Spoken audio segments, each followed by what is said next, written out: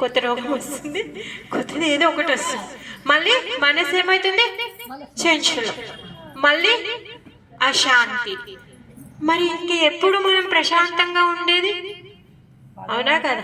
అనుకుంటాం చిన్నిళ్ళు పోయి పెద్దిళ్ళు వస్తే ప్రశాంతత వస్తుందని, లేకపోతే చిన్న పిల్లలు బాగా అల్లరి చేస్తున్నారు వీటికి కొంచెం పెద్దగా పోతే ప్రశాంతత వస్తుందని అలా అనుకుంటాం.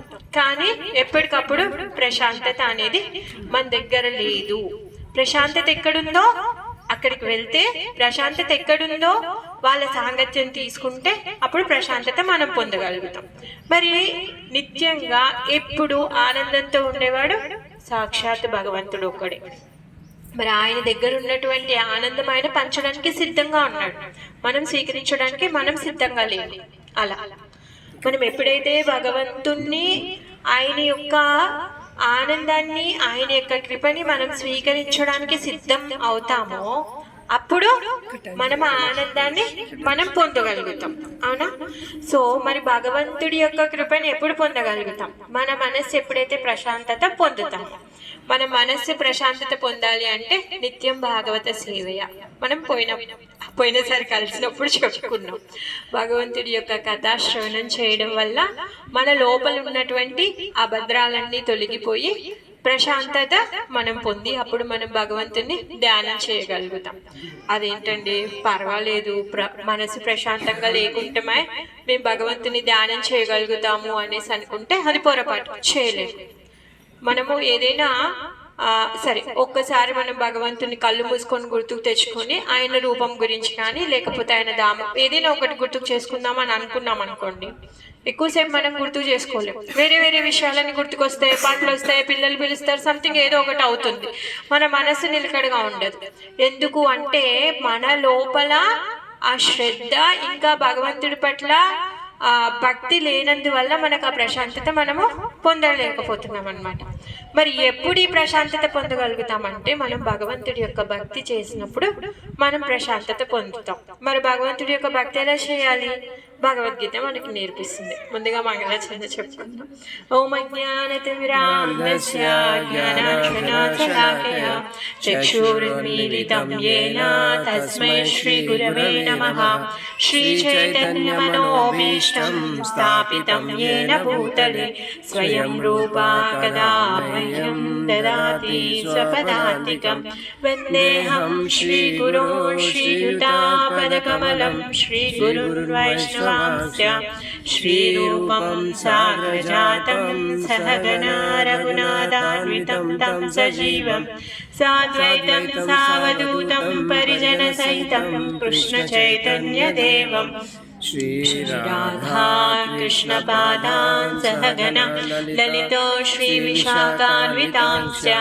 హే కృష్ణ కరుణా సింధో దీనబంధో జగత్పతే గోపేశ గోపికా కాంత రాధా కాంత నమోస్తుతే. తప్త కాంచన గౌరాంగీ రాధే వృందావనేశ్వరి వృషభానుసుతే దేవి ప్రణమామి హరిప్రియే. వాంఛాకల్పతరుభ్యస్య కృపా సింధుభ్య ఏవ చ పతితానాం పావనేభ్యో వైష్ణవేభ్యో నమో నమః. నమః ఓం విష్ణుపాదాయ కృష్ణప్రేష్ఠాయ భూతలే శ్రీమతే భక్తివేదాంత స్వామినితి నామినే. నమస్తే సారస్వతే దేవే గౌరవాణి ప్రచారిణే నిర్విశేష శూన్యవాది పాశ్చాత్య దేశతారిణే. श्री कृष्ण चैतन्य प्रभु नित्यानंद श्री अद्वैत गदाधर शिवासादि गौर भक्त वृंद. हरे कृष्णा कृष्ण कृष्ण हरे हरे हरे राम राम राम हरे हरे. మూకం కరోతి వాచాలం పంగుం లంగాయతే గిరిం యత్కృపాతమహం వందే శ్రీ గురుం దీనతారిణం. శ్రీల ప్రభుపాద్ కీ జై, శ్రీ గురుదేవ్ కీ జై, శ్రీమద్ భగవద్గీత కీ జై. అయితే మన మనసు ప్రశాంతత చెందిన తర్వాత మన లక్ష్యం ఏంటి? నీ లైఫ్ గోల్ ఏంటి? డాక్టర్ అవ్వాలి. గుడ్. నువ్వు పోలీస్ అవుతావా? అయితే చాలా కాంప్లెక్స్ ఉన్నాయి మీద. టీచర్, తనకు కూడా కంప్లైంట్స్, అందుకే టీచర్ అవుతా అంటుంది మిమ్మల్ని సరి చేయడానికి. సో మనమందరం ఏమనుకుంటున్నాం, మన లైఫ్ గోల్స్కి మనం రీచ్ అవ్వాలనుకుంటున్నాం. కాకపోతే నిజంగా మన యొక్క లైఫ్ గోల్ ఏంటి అంటే భగవంతుడి యొక్క ధామాన్ని చేరుకోవడం. అదేంటండి, బాగుంది, మాకు ఇక్కడ మంచి ఇల్లు ఉంది, ఇంత బాగుంది, సుఖంగా ఉన్నాం, ఇవన్నీ వదిలేసి భగవంతుడి ధామానికి వెళ్ళమంటారు. ఇది ఎక్కడ సౌద్యం అనిపిస్తుందా? ఎందుకంటే మనం ఇక్కడ జన్మ జరా మృత్యు వ్యాధిలో మనం ఇక్కడ కొట్టుకుంటూ ఉన్నాం.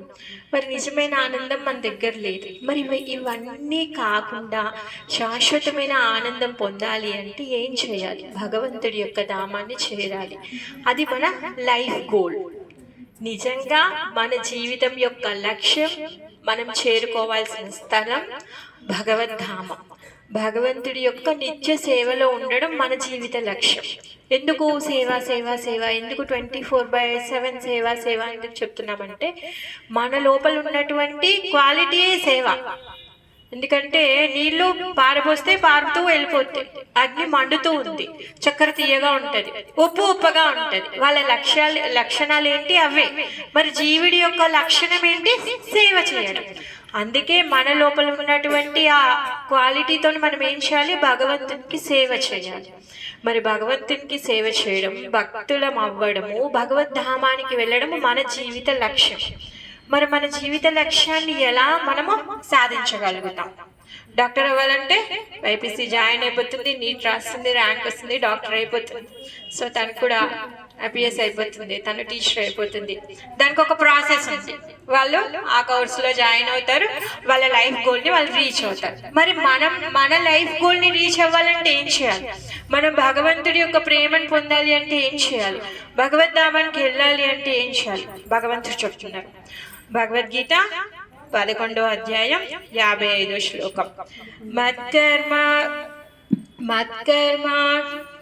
బాబోయ్, చిన్న భగవద్గీత 11వ అధ్యాయం 55వ శ్లోకం.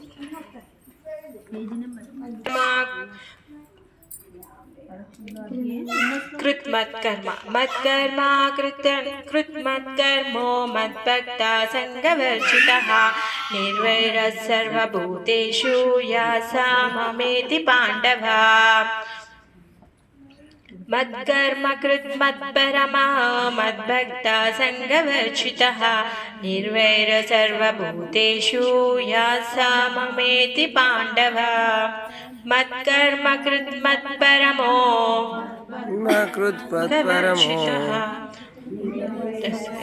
సర్వభూతేషు యాసా మామేతి పాండవ. మత్కర్మ కృత్ అంటే మనము ఏం చేయాలో చెప్తున్నారు. ఎందుకు? భగవంతుడి ధామానికి వెళ్ళాలి అంటే ఏ కర్మ చేయాలి? మత్కర్మ అంటే మత్ అంటే ఎవరిక్కడ? దేవాది దేవుడైన శ్రీకృష్ణుడు. మరి ఆ శ్రీకృష్ణుడు నా కర్మని చేయండి అని చెప్తున్నారు. మరి భగవంతుడి యొక్క కర్మ అంటే ఏంటి? అదేంటండి, పొద్దున్న లేవాలి, ఇల్లు ఉక్కోవాలి, వాకిలు ఊడ్చేయాలి, వంట చేయాలి, పిల్లల్ని చూసుకోవాలి. ఇన్ని పనులు ఉన్నాక మళ్ళీ ఇంకా కొత్త పని ఎక్కడి నుంచి చేస్తాము? ఏమీ లేదు. ఏదైతే మనం చేసే పని ఉందో అది భగవంతుడు అర్పణంగా చేయడం. మనం చేసే పని దేనికి చేస్తున్నాము? ఇది భగవంతుడు సాక్షాత్తు మన ఇంట్లో ఉన్నారు. సో ఆయన భగవంతుడు మన ఇంట్లో ఉన్నారంటే ఏంటి? మందిరంతో సమానం. అందుకే మందిరాన్ని కడగడము, ఊడవడము, తూడ్చడము అది భగవంతుడి యొక్క కైంకర్యమే అవుతుంది, కానీ అది మన పర్సనల్ కార్యం కాదు. అలానే పిల్లలకు ఉండి పెట్టడము, భర్తకి సేవ చేయడము, భార్యకి సేవ చేయడం, ఇవన్నీ కూడా మరి వీళ్ళందరూ ఎవరంట? భగవంతుడి యొక్క అంశాలు, ఆయన యొక్క పుత్రులు చెప్తున్నారు. వీళ్ళందరికీ కూడా బీజాన్ని ఇచ్చింది నేనే. మరి అంటే వీళ్ళందరి యొక్క తండ్రి ఎవరు? దేవాది దేవుడు. మరి ఆయన యొక్క పిల్లలందరికీ సేవ చేయడము మన యొక్క బాధ్యత. కాబట్టి అది కూడా భగవంతుడి యొక్క సేవని. సో మనం చేసేటటువంటి కర్మని భగవత్ కర్మగా మరల్చుకోవాలి. మనం అన్ని పనులు చేస్తున్నాం, మన ఇష్టానుసారంగా చేస్తున్నాం. అలా కాకుండా భగవంతుడు ఏమంటున్నాడు? నా కర్మని చేయమని చెప్తున్నాడు, దాంట్లోనే మీరు ఉండమని చెప్తున్నాడు. అందుకనే మనం చేసేటటువంటి కర్మ యొక్క రూపాన్ని మనం మార్చుకోవాలి. వంట చేస్తున్నాం, దాన్ని ఏం చేయాలి? భగవంతుడికి అర్పించాలి. అప్పుడు అది కృష్ణ కర్మ అవుతుంది. అలా కాకుండా భగవంతుడికి అర్పించకుండా మనమే తింటే అది మన కర్మ అవుతుంది. పాపాన్ని తిన్న దాంతో సమానమని భగవద్గీతలో భగవంతుడు చెప్తున్నాడు. అందుకే మనం చేసిన ప్రతిదీ భగవంతుడికి అర్పించి మనం తీసుకోవడం వల్ల భగవంతుడి యొక్క ప్రసాదాన్ని మనం స్వీకరించిన వాళ్ళం అవుతాం. అలా సో ఇంకేమంటున్నాడు? మద్భక్త, ఇంకా నా యొక్క భక్తులు అవ్వండి అని చెప్తున్నాడు. భక్తులం ఎలా అవుతాము? ఇప్పుడు మీరంటే నేను ఇష్టపడాలి అంటే మీ గురించి నాకు తెలిసి ఉండాలి. అసలు మీరెవరు, ఏం చేస్తారు, మీకు ఎంత శక్తి ఉంది, నాకు ఆపద వస్తే మీరు కాపాడగలుగుతారా, తెలుసుకోవాలి కదా. మరి భగవంతునికి భక్తి చేయాలి అంటే భగవంతుడు ఎంత గొప్పవాడో ముందుగా మనం తెలుసుకోవాలి. మరి భగవంతుడు ఎంత గొప్పవాడో ఎవరు చెప్తారు? ఆయన గురించి తెలిసిన వాళ్ళు చెప్తారు. ఇప్పుడు నేను కొత్తగా ఈరోజు వచ్చాను అనుకోండి, నా గురించి మీకేం తెలియదు. మరి నా గురించి తెలిసిన వాళ్ళు ఎవరైనా ఉంటే వాళ్ళు చెప్తే వింటే అప్పుడు నేనేంటన్న సంగతి మీకు తెలుసు. మరి అలానే భగవంతుడు ఎంత గొప్పవాడు, ఆయన శక్తి ఏంటి, అసలు ఆయన చేసే కార్యాలేంటి, ఆయన ఎక్కడ ఉంటాడు, మరి అవైలబుల్గా ఉంటాడా? సరే ఇదంతా తెలుసుకున్న తర్వాత అవైలబుల్గా లేడనుకోండి, తెలుసుకొని వేస్ట్ కదా, టైం వేస్ట్. మనం అనుకుంటాం కదా, ఇప్పుడు ఒకరు ఉన్నారు, సో డాక్టర్ ఉంటారు, ఏదైనా అవసరం పడితే మనం కాల్ చేస్తే వస్తే ఇప్పుడు ఆయన ఇన్ఫర్మేషన్ మన దగ్గర సేవ్ చేసుకుంటే యూజ్ మనీ. ఆయన ఎప్పుడు అన్అవైలబుల్ ఉంటే ఆయన గురించి ఇన్ఫర్మేషన్ మన దగ్గర వేస్ట్ కదా, ఎవరికి హెల్ప్ లేదు. అలానే మరి భగవంతుడు అవైలబుల్ ఉన్నారా లేరా అన్నీ తెలుసుకోవాలి. మరి ఎప్పుడు తెలుసుకోగలుగుతాము? ఎప్పుడైతే శ్రవణం చేస్తామో అప్పుడే తెలుసుకోగలుగుతాం. మరి ఎక్కడి నుంచి శ్రవణం చేయాలి? ఎక్కడి నుంచి చేయాలి అంటే గురు పరంపర నుంచి మనం శ్రవణం చేయాలి. ఈ గురు పరంపర సాక్షాత్ కృష్ణుడి నుంచే మొదలైంది. కృష్ణ, బ్రహ్మ, నారద, వ్యాస, ఈ విధంగా గురు పరంపర మొదలైంది. ఇప్పుడు మనకి 4 గురు పరంపరలో ఈ పరంపరలో ఉన్నటువంటి ఆచార్యుల దగ్గర మనం విన్నప్పుడు మనం తెలుసుకోగలుగుతాం. అలా కాకుండా మనకు నచ్చిన వెబ్సైట్ ఓపెన్ చేస్తే మనం నేర్చుకోలేము. అందుకే గురువు దగ్గర నుంచి వినాలి. మరి గురువు దగ్గర నుంచి వినాలి అంటే గురువుని ఆజ్ఞాపిస్తే వినలేము. గురువు దగ్గరికి వెళ్ళి అనుకోగా భక్తితో, గౌరవంతో, నమ్రతతో మనం వినాలి అనుకుంటే అప్పుడు వినగలుగుతాం. విన్న తర్వాత అప్పుడు మనం భగవంతుడి గురించి తెలుసుకోగలుగుతాం. సరే తెలుసుకున్నాం, భగవంతుడు అంటే దేవాది దేవుడు, సర్వకారణ కారణుడు, అన్నింటికి మూలం ఆయనే, మొత్తం 3 లోకాలకి నడిపించే అతనే, ప్రతి జీవిలో బీజం అతనే, భగవంతుడి యొక్క కృపతోనే ప్రతి ఒక్కటి నడుస్తూ ఉన్నాయి. అన్ని చదువుకున్నాం, తెలిసేసుకున్నాం. మరి దీంతో భక్తి వచ్చేస్తుందా? తెలుసుకున్నాం అంతే. మరి భక్తి ఎప్పుడు తెలుస్తుందంట? అనుభవంతో. జ్ఞానం వచ్చింది.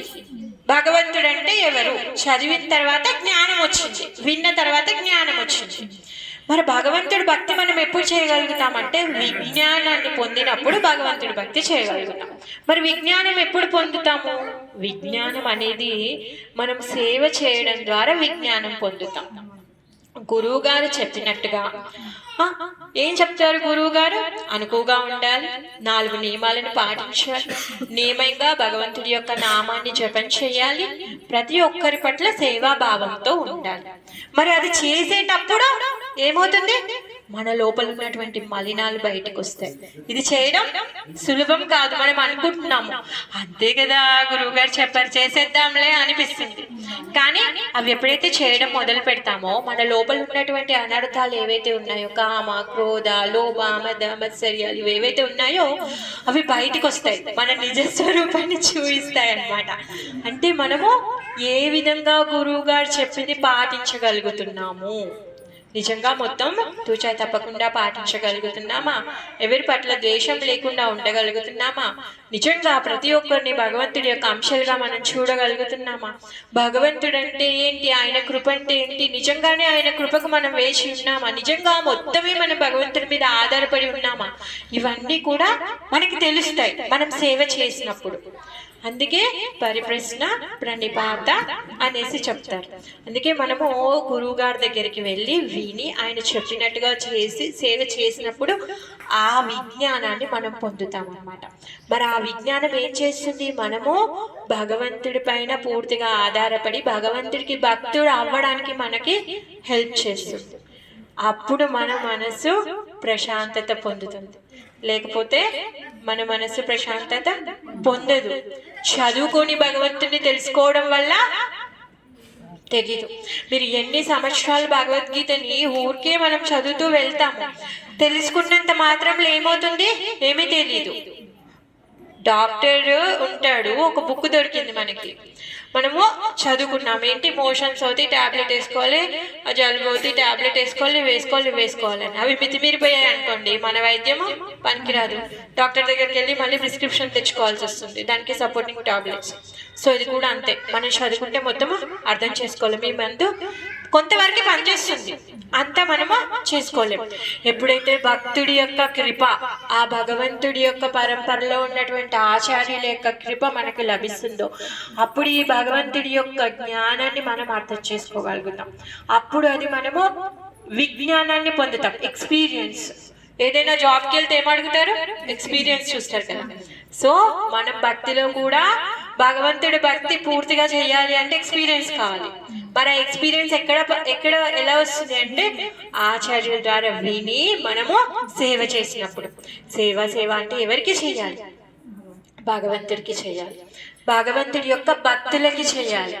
భగవంతుడి యొక్క భక్తులు తులసి మహారాణి, తర్వాత గురువులు, తర్వాత ప్రతి ఒక్కరికి చేయడం అన్నమాట.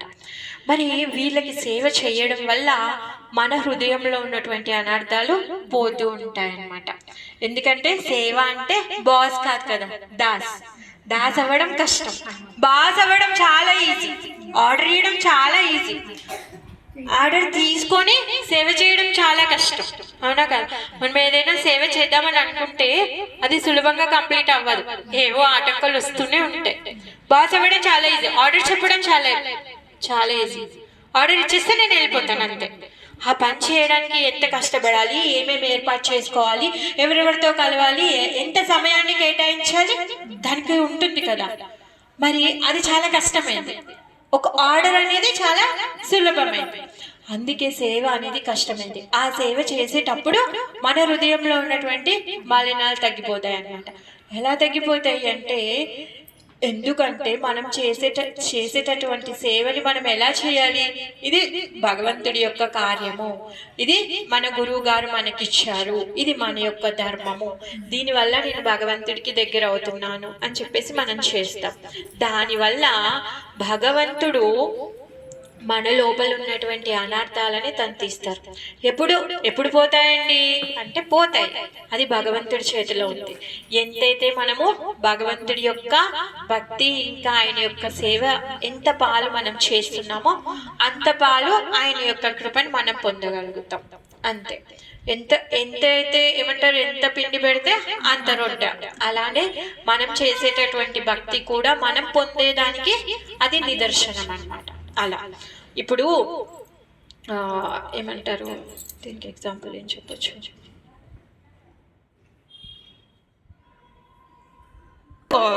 సేవ చేయడం అంటే లోపల ఉన్నటువంటి కల్మషాలన్నీ కడిగేయడం అన్నమాట. భగవంతుడి సేవ ఎప్పుడైతే చేస్తామో అప్పుడు ఈ కల్మషాలన్నీ తగ్గుతూ ఉంటాయి.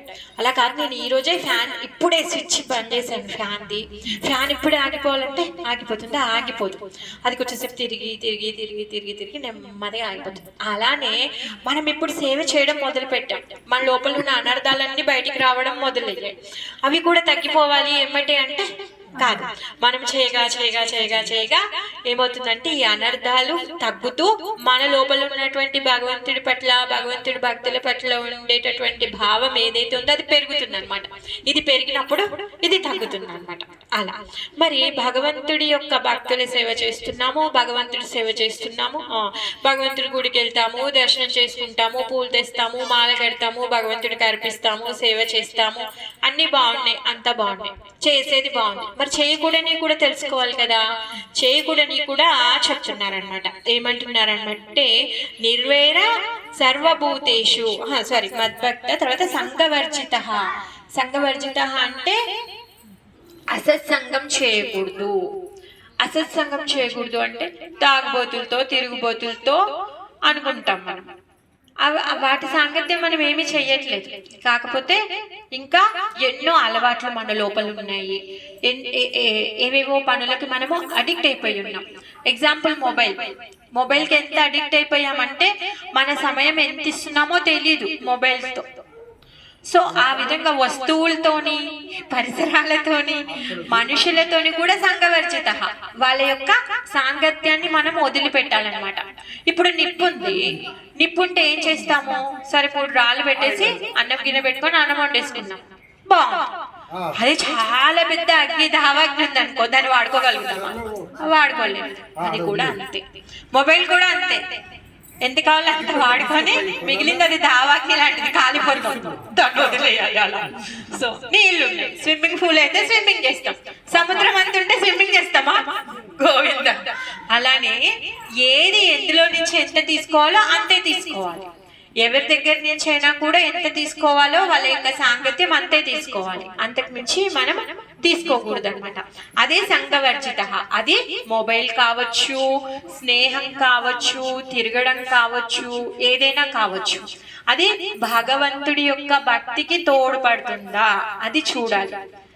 ఇప్పుడు మనం చేసేటటువంటి పని ఇది మన లోపల భక్తిని పెంపొందిస్తుందా? సినిమాకి వెళ్దామంటారు ఫ్రెండ్స్ అందరు కలిసి. సినిమాకి వెళ్తే నిజంగా నేను కృష్ణకి దగ్గర అవుతానా మనం ఆలోచించుకోవాలి. సరే ఇప్పుడు వాళ్ళు సినిమాకి వెళ్దాం అంటున్నారు, బయటికి వెళ్ళాలి, అందరు వెళ్తున్నారు, నేను ఒక్కదాన్ని ఇంట్లో కూర్చొని ఏం చేస్తాను? సో నేను కూడా బయటికి వెళ్తే ఎక్కడ వెళ్ళాలి? గుడికి వెళ్ళాలి. అది మనం నిశ్చయించుకోవాలి. అందరూ వెళ్తున్నారు, మనకు కూడా బయటికి వెళ్ళాలి అనిపించింది. మరి ఇప్పుడు సినిమాకి వెళ్దామా, గుడికి వెళ్దామా? గుడికి వెళ్తాం. ఆ చాయిస్ మనకు వచ్చింది భగవంతుడు. ఆ విధంగా సంఘవర్జిత. ఇప్పుడు ఈ సినిమాకి వెళ్ళే దాన్ని వర్జించేసి మరి ఏం చేయాలి? ఏదో చేయాలి కదా.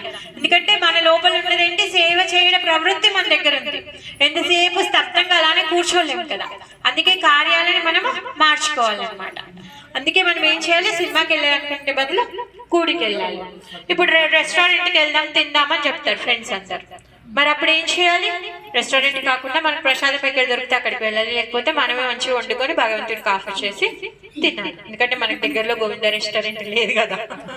లేకపోతే గోవింద రెస్టారెంట్కి వెళ్ళి గోవిందుడి దర్శనము చేసుకోవచ్చు, ఇక్కడ ప్రసాదము తినవచ్చు. అంటే మనం చేసేటటువంటి పనిని మనం మార్చుకోవడం. అంతేకాని మీకేం ఎంజాయ్మెంట్ తక్కువ లేదండి. మీరు సినిమాకి వెళ్తే ఫ్రస్ట్రేషన్ వస్తుంది, కానీ మీరు గుడికి వెళ్ళి ఒక గంట సేపు కీర్తనలో కూర్చున్నారనుకోండి, మీరు ఎంత సంతృప్తి పొందుతారంటే మీరు సినిమా చూస్తే పొందే సంతృప్తి అసలు వేస్ట్, కాలి గోటికి కూడా సరిపోదు. మీరు కీర్తనలో ఒక 10 నిమిషాలు కూర్చున్నారనుకోండి మనసు పెట్టి, మీరు ఎంత ఆనందాన్ని పొందుతారు?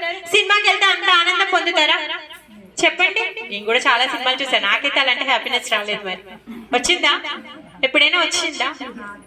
ఇప్పుడే అన్నారు ప్రభుజీ గట్టిగా కీర్తన చేస్తే చాలా బాగుంది అనేసి, అవునా కదా?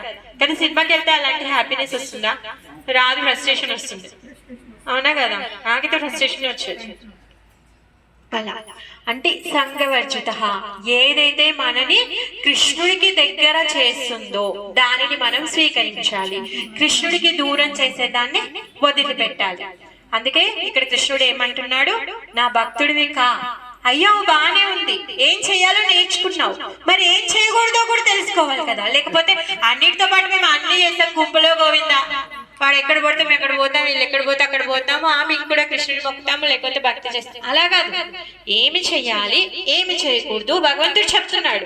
భగవంతుడికి దగ్గర అయ్యేటటువంటి పనులని స్వీకరించి భగవంతుడి నుంచి మనం దూరం చేసేటటువంటి పనులని వదిలిపెట్టాలి. మొబైల్లో ఇప్పుడు దీంట్లో చూసేటటువంటి ఇన్స్టాగ్రామ్ కానీ లేకపోతే ఫేస్బుక్ కానీ ఇప్పుడు నా టైం వేస్ట్ చేస్తుంది. కృష్ణకి నేను దూరం అవుతున్నానంటే సో వర్జిత, వదిలేద్దాం. అలా కాదు, నేను క్లాస్ వింటున్నాను, దీనిలో కీర్తన వింటున్నాను, ప్రవచనం వింటున్నాను అంటే సో మనం దీని యొక్క సాంగత్యాన్ని తీసుకుంటాం. ఆ విధంగా అన్నమాట. ప్రతి ఒక్కటి కూడా మనము భగవంతుడికి దగ్గరయ్యేటటువంటి పనులనే మనము చేయాలి.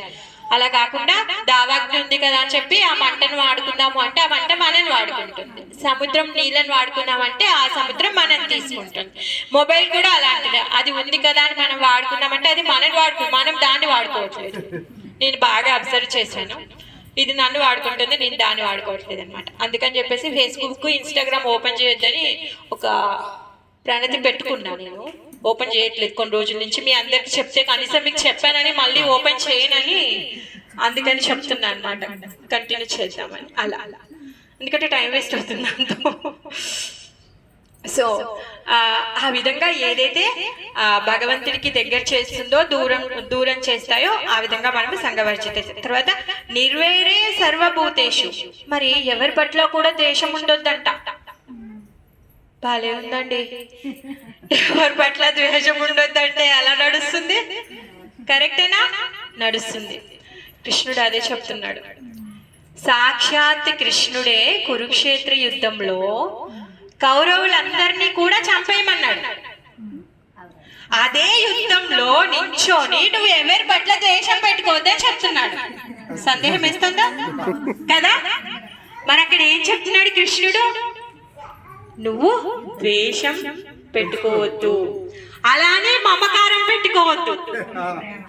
వీళ్ళందరి పట్ల అర్జునుడు ఏమన్నాడు? అమ్మో వీళ్ళందరూ నా తాతలు, తండ్రులు, గురువులు, చుట్టాలు, వీళ్ళందరూ ఎలా చంపుతాను అనేసి అన్నాడు కదా. అంటే వాళ్ళ పట్ల నీకు మమకారం అవసరం లేదు, ఎందుకంటే వీళ్ళందరూ కూడా నశించిపోయే వాళ్ళే, కాలగర్భంలో కలిసిపోయే వాళ్ళే. మరి కాలగర్భంలో ఎప్పుడో కలిసిపోతారు, ఎప్పుడో చచ్చిపోయే వాళ్ళని ఇప్పుడు ఎందుకు అర్జునుడు చంపాలండి? అవునా కదా? ఇప్పుడు మనకు సందేహం రావాలి కదా. కృష్ణుడు ఏమంటున్నాడు? కాలగర్భంలో వాళ్ళు కలిసిపోతారు, సో నువ్వు చేసేది ఏం లేదు, నువ్వు నిమిత్త మాత్రుడివి, చంపయ్య అనేసి అంటున్నాడు. మళ్ళీ ఏమంటున్నాడు? సర్వభూతేషు, ఎవరి పట్ల కూడా నిర్వేరః, వైరమే నీకొద్దు, ద్వేషించొద్దు అని చెప్తున్నాడు. ఎలా అర్థం చేసుకోవాలి? ఎలా అర్థం చేసుకోవాలి? ఎలా అర్థం చేసుకోవాలి అంటే దుర్యోధనుడు చేసినటువంటి చెడు పనులు, దుర్యోధనుడు అంటే వాళ్ళకి ద్వేషం లేదు, దుర్యోధనుడు చేసినటువంటి చెడు పని వల్ల దాన్ని ఖండించడం కోసం. ఎందుకంటే ఇంకా తనని పనిష్ చెయ్యకపోతే ఆగడాలు ఇంకా ఎక్కువైపోతాయి, ధర్మము అధర్మము అక్కడ ప్రవృత్తి ఎక్కువైపోయింది. అందుకని చెప్పేసి వాళ్ళని దండించమని చెప్పాడు, కానీ వాళ్ళని ద్వేషించమని చెప్పలేదు. ఇక్కడ అర్థం అదే చేసుకోవాలి, ఎవరి పట్ల కూడా ద్వేషం ఉండొద్దు. అదేంటంటే అధర్మంగా ఉన్న వాళ్ళని కూడా ద్వేషించొద్దా అంటే ద్వేషించొద్దు, వాళ్ళు చేసినటువంటి అధర్మ పనిని మనం ఖండించాలి. అందుకనే కురుక్షేత్ర యుద్ధం అయింది. సాక్షాత్ కృష్ణుడి దగ్గరుండి వాళ్ళందరినీ దండింపచేశాడు. వీళ్ళకి ఎవరికైతే పాండవులు ఉన్నారో వాళ్ళ హృదయాల్లో ఎవరి పట్ల కూడా ద్వేషం లేదు. ఇంటికి నిప్పు పెట్టారు, విషం అన్నం పెట్టారు, బెల్లం తీసుకొని వెళ్ళారు, రాజ్యం అంతా తీసుకెళ్లారు, ధనం తీసుకెళ్లారు, అడవికి పంపించారు. అయినా కానీ ద్వేషం ఉందా? భక్తుడు అనేవాడికి ద్వేషం అనేది ఉండదు, పరదుఃఖ దుఃఖి వాళ్ళకి. అయినా కూడా ఏమంటున్నారు? వాళ్ళకి నించోడానికి స్థలమే లేదు, సూది మొనంత కూడా ఇవ్వని అన్నారు. అయినా వాళ్ళు ఏమంటున్నారు? పర్వాలేదు, మేము ఎక్కడన్నా వెళ్ళి భిక్షం ఆడుకుంటాం కానీ వీళ్ళని చంపము అంటున్నారా లేదా? భక్తుడు అనేవాడు అలా ఉంటాడు. అంటే ఎవరి పట్ల కూడా ద్వేషం ఉండొద్దు. మరి ఇలాంటి అధర్మాన్ని ఖండించాలి అంటే పనిష్ చేయాలి. ఎవరికైతే ఆ శక్తి ఉందో, పనిష్ చేయగలిగినటువంటి శక్తి, వాళ్ళ ద్వారా ఈ పనిష్మెంట్ అని కృష్ణుడు స్వయంగా నించొని వాళ్ళకి పనిష్మెంట్ ఇస్తున్నాడు. వాళ్ళు చేసినటువంటి అధర్మ ప్రవృత్తిని ఖండించడం కోసమే ఈ కురుక్షేత్ర యుద్ధం అయింది. వాళ్ళు చేసేటటువంటి చెడుని మనం సపోర్ట్ చేయొద్దు, ఆ చెడుని మనం ఖండించాలి. కానీ చెడు చేసిన వాడి పట్ల ద్వేషం ఉండొద్దు. ఆ ద్వేషం ఉంటే ఏమవుతుందంట? మన లోపల భక్తి ఉండదంట. ఎక్కడైతే ద్వేషం ఉందో అక్కడ భక్తి ఉండదు. అదేంటండి, నాకు ఒకరంటే ద్వేషం ఉంది కానీ నాకు కృష్ణ అంటే ఇష్టం, నాకు కొంచెం భక్తి ఉంది. మనం స్టార్టింగ్ స్టేజ్ లో ఉన్నాం, మన హృదయంలో కొంచెం భక్తి కొంచెం ద్వేషం రెండు ఉన్నాయి. అయితే ఇప్పుడు ఎప్పుడైతే మనం ఈ భక్తిని పెంచుతూ పెంచుతూ పోతామో ఈ ద్వేషం తగ్గుతూ పోతుంది. అలా కాకుండా ఈ ద్వేషాన్ని పెంచుతూ పోయామో ఈ భక్తి కాస్త మొత్తం తగ్గిపోతుంది, మనము కృష్ణుడికి దూరం అయిపోతాం. కరెక్టే, ఎందుకంటే మనము ఈ భౌతిక ప్రపంచంలో ఉన్నాము. కామ క్రోధ లోభ మద మత్సర్యాలు ఇవన్నీ ఉన్నాయి, ద్వేషం కూడా ఉంది, ఈర్ష్య కూడా ఉంది, లోభం కూడా ఉంది, కామం కూడా ఉంది. మరి వీటన్నింటిని దాటి బయటికి రావాలి. ఎలా రావాలి? ఎప్పుడైతే మనము భగవంతుడికి దగ్గర అవుతామో అప్పుడు వీటన్నింటి నుంచి దూరం అవుతాం. ఆ భగవంతుడికి దగ్గరయ్యే దానిని మనం పోషించాలి. భగవంతుడికి దగ్గర అవ్వడానికి అనుకూలమైన పరిస్థితులను మనం స్వీకరించాలి. అనుకూలంగా లేనటువంటి పరిస్థితులను మనం స్వీకరించొద్దు. ఇప్పుడు కొన్ని విషయాలు ఉంటాయి మనకు నచ్చదు. ఎంతమంది ఏం ఫోర్స్ చేసినా మీకు వంకాయ కూర నచ్చలేదు అనుకోండి, మీరు తినలేదు అనుకోండి, మాతాజీ ప్లీజ్ తినండి, నేను చాలా బాగుండే దీంట్లో కాజు పేస్ట్ వేసా అదేసా ఇదేసా అంటే తింటారా మీరు? తినరు కదా. ఇది కూడా అంతే. భగవంతుడి యొక్క భక్తి పెరగడానికి ఏమైతే పరిస్థితులు ఉంటాయో వాటిని స్వీకరించాలి. భగవంతుడి భక్తిని పెంచకుండా మనని భగవంతుడితో దూరం చేస్తూ ఉంటాయో వీటిని మనము వదిలిపెట్టాలి. ఏ విధంగా అయితే మీ నచ్చని కూరని మీరు తినకుండా అలానే కంటిన్యూ చేస్తారో అలానే ఇవి కూడా అలానే చేయాలి. అలా అని చెప్పేసి మనం మన నచ్చని కూర తింటామా? మనం వామిటింగ్ చేసేస్తారు కొంతమంది బలవంతంగా పెడితే కదా. మనం పిల్లలకి జనరల్ గా చూస్తాం, పర్లేదే ఈ రోజు ఇంకో కూర వండలేదు, ఒక పూట కడుపు నింపుకోవే అంటే 2 బుక్కలు తినిపిస్తే అది మూడో బుక్క కక్కేస్తుంది. అవునా? సో మనం కూడా అంతే. మన హృదయంలో భగవంతుడి పట్ల ప్రేమ, భగవంతుడి పట్ల సేవ, భగవంతుడి పట్ల శ్రద్ధ, భగవంతుడి పట్ల మన యొక్క ఉత్సాహాన్ని మనం పెంచుకోవాలి. పెంచుకొని భగవంతునికి దూరంగా ఉండేటటువంటివి అసత్సంగం, తర్వాత ఏమంటారు మాంసాహారం. ఎందుకంటే దాంట్లో ఏముంది, మనకి దయ అనేది లేకుండా పోతుంది. సో ఏవైతే భగవంతుడి యొక్క భక్తికి దూరం చేస్తాయో వాటన్నిటిని కూడా వదిలిపెట్టాలి. భగవంతుడి భక్తిని పెంచేటటువంటివి భక్తుల యొక్క సాంగత్యం, తులసి సేవ, భగవంతుడి దర్శనము, భగవంతుడికి పూలు పండ్లు అర్పించడము, భగవద్గీత చదవడము, భాగవతం వినడము, భగవంతుడి యొక్క నామ జపం చేయడము, భగవంతుడికి పరిక్రమ చేయడము, ఇలాంటి కార్యాలు చేస్తూ ఉంటే అప్పుడు మన లోపల భక్తి పెరుగుతూ ఉంటుంది అన్నమాట. అందుకే నిర్వేరే సర్వభూతేషు, ఎవరి పట్ల కూడా ద్వేషం పెట్టుకోవద్దు. వాళ్ళు చేసినటువంటి అధర్మం పట్ల మనము ఖండించే విధంగా ఉండాలి. ఎగ్జాంపుల్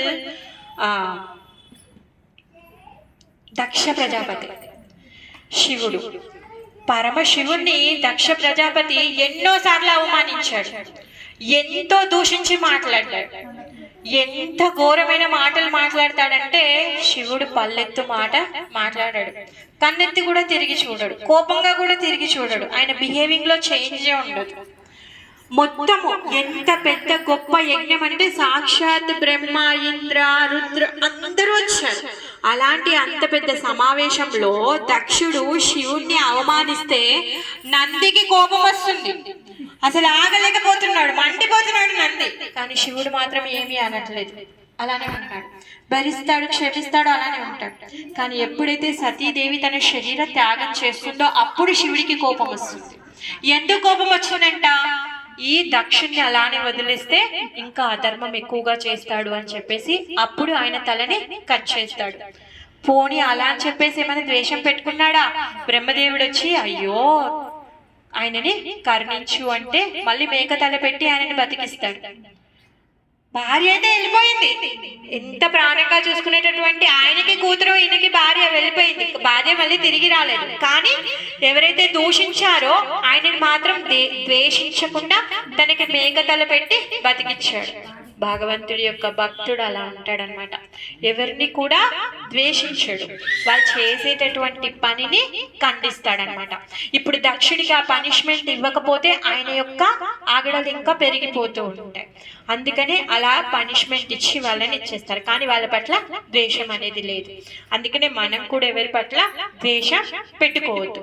అఫ్ కోర్స్ మన లోపల ఉన్నాయి, కాకపోతే ఇప్పటి నుంచి మనం ప్రయత్నిద్దాం, ఒక్కొక్కటిగా అలవాటుని మార్చుకుందాం. ఎప్పుడైతే మనం ప్రయత్నిస్తామో భగవంతుడు ఆయన మనకి సహకారాన్ని ఇస్తారు, తప్పకుండా ఇస్తారు సహకారాన్ని. ఇవ్వరని అనుకోవద్దు, భగవంతునికి ప్రార్థించండి, నా లోపల ఈ లోపం ఉంది, నేను దీన్ని దాటి బయటికి రాలేకపోతున్నాను, సో ప్లీజ్ కృష్ణ హెల్ప్ చే. He will definitely help, compulsory తను హెల్ప్ చేస్తారు. తర్వాత నిర్వేర సర్వభూతేషు యాస మామేతి పాండవ. సో అందరినీ కూడా, ఎవరైతే జీవులు ఉన్నారో ప్రతి ఒక్కరిని కూడా భగవంతుడి యొక్క అంశాలుగా మనం చూడడం మొదలు పెట్టాలి. మరి భగవంతుడు మానవ శరీరంలో ఉన్నాం కదా అని మనని కాపాడతాడా ఆయన? అలా కాదు. ఏనుగండి, ఏనుగు శరీరంలో ఉన్నాడు, ప్రార్థిస్తే వచ్చి కాపాడలేదా? కాపాడాడు కదా. భగవంతుడికి భేదభావాలు లేవు. ఈయన చీమ, బల్ల, నక్క, దోమ, మనిష అవన్నీ తను చూడడు. మన లోపల ఉన్నటువంటి ఆత్మ ఏదైతే ఉందో దాంతో కనెక్షన్, మన శరీరంతో కనెక్షన్ కాదు. భగవంతుడికి మనం చేసేటటువంటి గొప్ప గొప్ప నైవేద్యాలు, ఏదో నెయ్యి పోసి వండాము, లేకపోతే బంగారు నగలు పెట్టాము, పట్టు వస్త్రాలు పెట్టాము, వాటితో సంబంధమా? కాదండి, మనస్సుతో సంబంధం. భగవంతుడికి మన మనస్సుతో సంబంధం. మనం అర్పించేటటువంటి కాస్ట్లీ వాటికి భగవంతుడు ఆచితూచలేడు. సహస్ర లక్ష్ములు ఆయన సేవలో ఉన్నారు. మనం పెట్టేటటువంటి 1/2 కేజీ నెయ్యి లేకపోతే 2 గ్రాముల బంగారం ఆయనకి పనే లేదు. మన లోపల మనస్సుతో చేసేటటువంటి భక్తితో కనెక్షన్. అందుకే ఏ జీవి అని కూడా భేదం చూడడుతాడు. నువ్వు ఏనుగు శరీరంలో ఉన్నా, ఏ శరీరంలో ఉన్నా నీ మనస్సులో భక్తి ఉంటే భగవంతుడు స్వీకరిస్తాడు. భగవంతుడు అంత కరుణామయుడు అనమాట. మరి ఎవరైతే అలాంటి భక్తి చేస్తారో వాళ్ళు నా దగ్గరికి వస్తారు అనేసి చెప్తున్నారు. భగవంతుడే స్టాంప్ వేసేసారు. సో ఇవి ఎవరైతే పాటిస్తారో వాళ్ళు గోలోకానికి వచ్చేయచ్చు, భగవద్ధామానికి వెళ్ళొచ్చు. ఓకే, మన దగ్గర ఇప్పుడు చాలా లోపాలు ఉన్నాయి. మరి ఇవన్నీ పోయి మనము భగవంతుడి యొక్క భక్తి చెయ్యాలి, భగవంతుడికి దగ్గర అవ్వాలని ప్రార్థిస్తూ నేను ఈ క్లాస్ ముగిస్తున్నాను. హరే కృష్ణ. హరే కృష్ణ. మీకు ఏమైనా సందేహాలు ఉంటే అడగండి.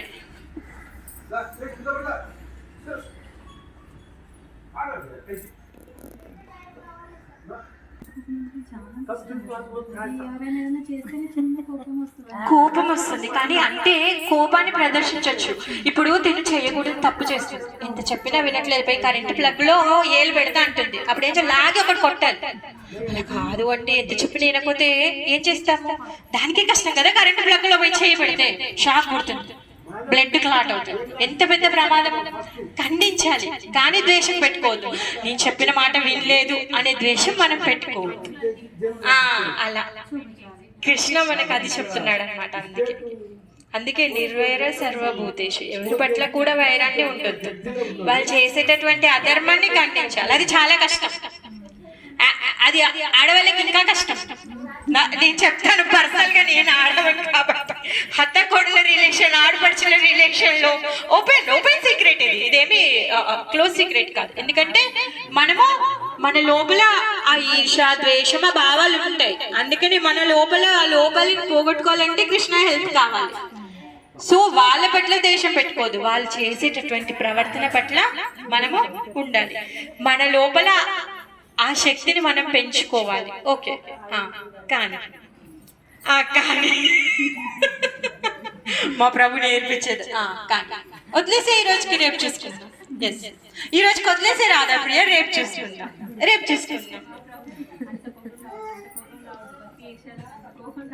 వస్తుంది, ఎందుకంటే వస్తుంది ఇప్పుడే కదా. ఎప్పుడైతే భగవంతుడి సేవ మొదలు పెట్టామో లోపల అనర్థాలు బయటకు వస్తున్నాయి. మీరు సబ్బేసి రుద్దడం మొదలు పెడితే మురికెంత బయటకు వస్తుంది. సబ్బు పెట్టినంత సేపు ఆ బండ మంచిగానే ఉంటది, మీరు సబ్బు పెడితే దాంట్లో మురికి బయటకు వస్తుంది. అలానే మనం భగవంతుడి యొక్క భక్తి స్టార్ట్ చేస్తే, భగవంతుడి యొక్క సేవ మొదలు పెడితే మన లోపల ఉన్న మురికంతా బయటకు వస్తుంది. అందుకే భగవంతుడి శరణాగతి. సో మనకు ఆ శక్తి లేదు, అందుకని మన అట్రాక్షన్ కృష్ణ వైపు మనం ఎక్కువగా మళ్లించుకోవాలి. అప్పుడు తగ్గిపోతుంది. దీన్ని తగ్గించుకోవడానికి మనం ప్రయత్నించొద్దు. ఎందుకంటే భగవద్గీతలో భగవంతుడు చెప్తున్నాడు, మీరు ఎన్ని యజ్ఞాలు చేసినా, ఎంత వేదం చదివినా, ఎంత జ్ఞానం పొందినా, ఎంత తపస్సు చేసినా, ఎంత దాన ధర్మాలు చేసినా, మీరు పొందేటటువంటి లాభం ఏదైతే ఉందో అది చాలా తక్కువైంది. ఎవరైతే భగవంతుడి యొక్క భక్తి చేస్తారో వాళ్ళు పొందేటటువంటి లాభం ఉంది చూడండి. ఈ దాన ధర్మ యజ్ఞ తప ఇవన్నీ చేసిన వాళ్ళు అది పొందరు. కాకపోతే భక్తి చేసిన వాడు ఈ దాన ధర్మ యజ్ఞ తప ఇవన్నీ చేసిన లాభము భక్తుడికి వస్తుందంట. అది నేను ఇస్తాను హామీ అంటున్నాడు, అర్జునుడితో చెప్తున్నాడు. అందుకే మద్భక్త, నా భక్తుడివి కమ్ము అని చెప్తున్నాడు. అన్యుల దగ్గరికి వెళ్ళొద్దు అని చెప్తున్నాడు. ముకుందమాలలో కులశేఖర ఆళ్వార్ అంటున్నారు, స్వామి నువ్వు భగవద్గీతలో చెప్పేశావు, ఎవరైతే నాకు భక్తి చేస్తారో నేను నిన్ను కాపాడుతానని. కానీ నేను ఎంత మూర్ఖుడినంటే నీ పాదాలు వదిలేసి ఈ సర్పంచ్ దగ్గరికి లేకపోతే తహసీల్దార్ దగ్గరికి వెళ్ళి నాయన నాకు ఈ కష్టం ఉంది నాయన తీర్చు అని అడుగుతున్నాను. ఎంత మూర్ఖుడిని స్వామి నేను అనేసి అంటున్నాడు. అవునా కదా? భగవంతుడు స్వయంగా చెప్తున్నాడు నేను ఉన్నానని, కానీ ఆయన పాదాలు మనం పట్టుకోవట్లేదు. ఎందుకంటే ఆయన గురించి మనం వినలే. ఆయన ఎంత శక్తిమంతుడు, ఆయన ఏ విధంగా కాపాడుతాడు అని మనం వినలేదు. మనం బాగా వింటే ఎవరైతే గొప్పగా రక్షిస్తాడో ఆయన దగ్గరికి వెళ్ళి వేడుకుంటాం. ఆయన దగ్గర వినలేదు, ఆయన గురించి తెలుసుకోలేదు కాబట్టి చిన్న చితకా సర్పంచుల దగ్గరికి వెళ్ళి కాలు పట్టుకుంటున్నాం. అందుకే నిత్యం భాగవత శ్రవణం. అందుకే భగవంతుడు భగవద్గీత చెప్పాడు. కురుక్షేత్ర యుద్ధంలో అవసరం ఏముందండి? కురుక్షేత్రంలో ప్లాన్ ఇచ్చాడు, టైం పెట్టాడు, లొకేషన్ ఇచ్చాడు, యుద్ధానికి సిద్ధంగా ఉన్నారు అందరూ, శంఖం ఊదడమే. కానీ అక్కడ కూర్చోబెట్టి మళ్ళీ చెప్తున్నాడు. ఎందుకంటే చేసేటటువంటి పని మనము అంత సీరియస్ గా మనం చేయట్లేదు అనమాట. అయ్యో అయ్యో అని ఎప్పటికప్పుడు మన ధర్మాన్ని మనము దాటించేస్తున్నాం. అందుకే అర్జున్ని వంకగా పెట్టుకొని మనకి ఇదంతా చెప్పాల్సి వచ్చింది కృష్ణుడికి. మనం ఎప్పుడైతే భగవంతుడి గురించి పూర్తిగా వింటామో అప్పుడు మన లోపల నమ్మకం వస్తుంది. నిజంగా ఆయన రక్షిస్తాడు, నిజంగా ఆయన మనని కాపాడుతాడు, ఆయన కృప వల్లే మనము ఇలా ఉన్నాము. మనకు కృతజ్ఞతా భావాన్ని మనం వ్యక్తం చేయడము, భగవంతుని ప్రార్థించడం వల్ల మనము మన జీవితాన్ని ఇంకా మెరుగుపరుచుకోగలుగుతాం. కొత్త అంటే పట్టు చీర కొనుక్కుంటేనో లేకపోతే ఇంకో 10 తులాల బంగారం ఎక్కువ వేసుకుంటేనో ఇంకొంచెం లగ్జరీ కార్లో తిరుగుతేనో మన బ్రతుకులు మెరుగుపడవు, మన సుఖం మెరుగుపడుతుంది. సుఖానికి బ్రతకడానికి చాలా తేడా ఉంది. సుఖం అనేది తాత్కాలికమైంది, చాలా కొంచెం సేపే. గులాబ్ జామున్ తిన్నంతసేపే ఆ సుఖము, అది ఎప్పటికీ ఉండదు. అవునా కదా? మీరు ఆ కార్లో తిరిగినంతసేపే ఆ సుఖము, అది ఎప్పటికీ ఉండదు. కార్లో 24 గంటలు కూర్చోలేరు కదా, చిరాకు వచ్చేస్తుంది, ఇరిటేషన్ కదా. అవునా కదా? పట్టు చీరలో ఎంతసేపు ఉంటారు, మళ్ళీ నైట్ వేసుకోవాల్సింది. సో అలానే భగవంతుడి యొక్క భక్తి చాలా కంఫర్ట్ జోన్. ఎప్పుడైతే మనం భక్తి చేస్తామో అప్పుడు ఇవన్నీ కూడా తొలగిపోతాయి అన్నమాట. అలా అదేంటండి భక్తి అంటారు, భగవంతుడి ధామం అంటారు, మాకు తెలిసింది ఒకటే, స్వర్గము నరకము. అయితే స్వర్గానికి వెళ్తాం లేకపోతే నరకానికి వెళ్తాం. పుణ్యం చేస్తే స్వర్గానికి వెళ్తాం, పాపం చేస్తే నరకానికి వెళ్తాం. మాకు ఈ రెండే తెలుసు. ఇది మూడోది ఎక్కడి నుంచి వచ్చింది? మూడోది శాశ్వతంగా అక్కడే ఉంది. ఈ స్వర్గము నరకము రెండు కూడా భూమి మీదే ఉన్నాయి, అంటే ఈ భౌతిక లోకంలోనే ఉన్నాయి. ఒక ట్రైన్ ఉందండి, ఢిల్లీకి వెళ్ళాలి. ఢిల్లీ వచ్చేసి వైకుంఠం. ట్రైన్ ఉంది, ట్రైన్ లో ఏసీ కంపార్ట్మెంట్ ఉంది, తర్వాత జనరల్ కంపార్ట్మెంట్ ఉంది. ఏసీ కంపార్ట్మెంట్ వచ్చి స్వర్గం, జనరల్ కంపార్ట్మెంట్ వచ్చి నరకం. అంటే జస్ట్ ఊరికే చెప్తున్నా, నాకు ఏది తెలియక చెప్తున్నా, ఎలా చెప్పాలో తెలియక. మీరు నరకంలో కూర్చున్నా, స్వర్గంలో కూర్చున్నా, అంటే జనరల్ కంపార్ట్మెంట్ లో కూర్చున్నా, ఏసీ కంపార్ట్మెంట్ లో కూర్చున్నా మీరు వెళ్ళాల్సింది వైకుంఠానికే. కానీ మొత్తం నేను ఏసీలోనే ఉంటాను, ఏసీ చల్లగా ఉంది అంటే దిగిపోవాల్సిందే ఢిల్లీ వచ్చాక, లేకపోతే ఎక్కడో ఒక దగ్గర నీకు దింపేస్తారు. సో స్వర్గము శాశ్వతమైంది కాదు, నరకము శాశ్వతమైంది కాదు. ఇవన్నీ కూడా దారి. మీరు నరకంలో ఉండేటటువంటి జీవుడి శరీరంలో ఉన్న, స్వర్గంలో ఉండేటటువంటి దేవత శరీరంలో ఉన్న, భూమిపైన ఉన్నటువంటి మానవ శరీరంలో ఉన్న, చీమ శరీరంలో ఉన్న, ఏ శరీరంలో ఉన్నా కానీ మన ఇల్లు భగవంతుడి యొక్క వైకుంఠ ధామం. ఆ వైకుంఠానికి వెళ్ళాలి అంటే భగవంతుడి యొక్క భక్తి చేయాలి. సింపుల్. ఎలా చేయాలి? ఎవరి పట్ల ద్వేషం పెట్టుకోవద్దు, భగవంతుడికి దగ్గర అయ్యేటటువంటివి స్వీకరించాలి, భగవంతుడికి భక్తులం అవ్వాలి, భగవంతుడి యొక్క సేవ చెయ్యాలి, భగవంతుని గురించి తెలుసుకోవాలి, భగవంతుడి యొక్క భక్తికి మనం దూరం చేసే వాటిని వదిలిపెట్టాలి. అప్పుడే మనము భక్తి చేయగలుగుతాం అన్నమాట. సో మరి వీటన్నింటికి చేసేటటువంటి శక్తి ఏమిస్తుంది? హరే కృష్ణ హరే కృష్ణ కృష్ణ కృష్ణ హరే హరే. హరే హరే రామ రామ రామ హరే హరే. ఈ మంత్రం మనకి శక్తినిస్తుంది ఇవన్నీ చేయడానికి. ఇవన్నీ చెయ్యకుండా నేను భగవద్ధామానికి వెళ్ళిపోతాను, భగవంతుడి యొక్క సేవ చేయగలుగుతాను అంటే చెయ్యలేము. మీరు ఒక పదాన్ని రాయాలి అంటే ఎల్కేజీ నుంచి ఏబిసిడీలు నేర్చుకుంటేనే ఒక పదాన్ని రాయగలుగుతాం. మరి మనం భగవంతుడి యొక్క భక్తి, భగవంతుడి ధామానికి వైకుంఠానికి వెళ్ళాలి అంటే మనం ఇవన్నీ చేయాలి. ఇవన్నీ చేస్తేనే వెళ్ళగలుగుతాం. ఇవన్నీ చెయ్యాలి. ఎందుకంటే చెయ్యకపోతే మన జీవిత యొక్క లక్ష్యం మనం పొందలేము. లేకపోతే ఇక్కడే మళ్ళీ చనిపోవాలి, మళ్ళీ పుట్టాలి, ఇక్కడే ముసలితనం వస్తుంది, మళ్ళీ ఇక్కడే రోగాలు వస్తూ ఉంటాయి, మళ్ళీ చచ్చిపోతాం, మళ్ళీ పుడతాం, ఇది తిరుగుతూనే ఉంటాం. ఇందులో ఇంకా ఎన్ని సంవత్సరాలు తిరుగుతాము? ఇప్పటికే 84 లక్షల జన్మల తర్వాత ఈ శరీరం ఇచ్చాడు. మళ్ళా 84 లక్షలు తిరగాలంటే అలసిపోలేదా? బాబోయ్ కష్టం. అందుకే ఇప్పుడే వదిలించేసుకుందాం. వదలాలి అంటే భగవంతుడి యొక్క పాదాన్ని గట్టిగా పట్టుకుందాం. అమ్మో ఇప్పుడే చేయగలుగుతామంటే చేయగలుగుతాం. మన దగ్గర శక్తి లేదు, బుద్ధి లేదు. భగవంతుని ప్రార్థిద్దాం, స్వామి నాకు శక్తి లేదు, బుద్ధి లేదు, అయినా సరే నేను ప్రయత్నిస్తున్నా, ప్లీజ్ నన్ను పాస్ చేయి. ఆయనే పాస్ చేస్తే మనకి ఇంకేం కష్టాలు కదా. అందుకే ఆయననే వేడుకుందాం. బామాలో బతిలాడో కాళ్ళు పట్టుకోనో గిగ్గో ఏడ్చో, పిల్లోడు ఎలా ఏడుస్తాడు ఫోన్ అయిపోతే ప్లీజ్ ప్లీజ్ ప్లీజ్ ప్లీజ్ మనం కూడా ఏడుతాం అట్లా. అబ్బా ప్లీజ్ ప్లీజ్ స్వామి నాతో నవ్వదు, ఇంకా నాతో నవ్వదు, ప్లీజ్ ప్లీజ్ ప్లీజ్ ఏమన్నా చెయ్యి, పాస్ చేయమమ్మా. ఎందుకంటే మనం తపస్సు చేసే శక్తి లేదు, పొడి కుత్తి మారాని లాగా కష్టాలు కోరుకునే ధైర్యము లేదు. ఏం చేయగలుగుతాం ఇప్పుడు మనము? మన దగ్గర ఏమైనా ఉందా? అందుకే బతలాడమే, అడక తినడమే మన పని. అందుకే అడుక్కోవడమే. సో భగవంతుని అడుక్కుందాం, స్వామి ప్లీజ్ మా దగ్గర అస్సలు ఏమీ లేదు, ఓపిక లేదు, అమ్మో మేము ఏం చేయలేము, ఎంత బద్దకస్తులం అంటే మాకు ఏమి చేత కాదు.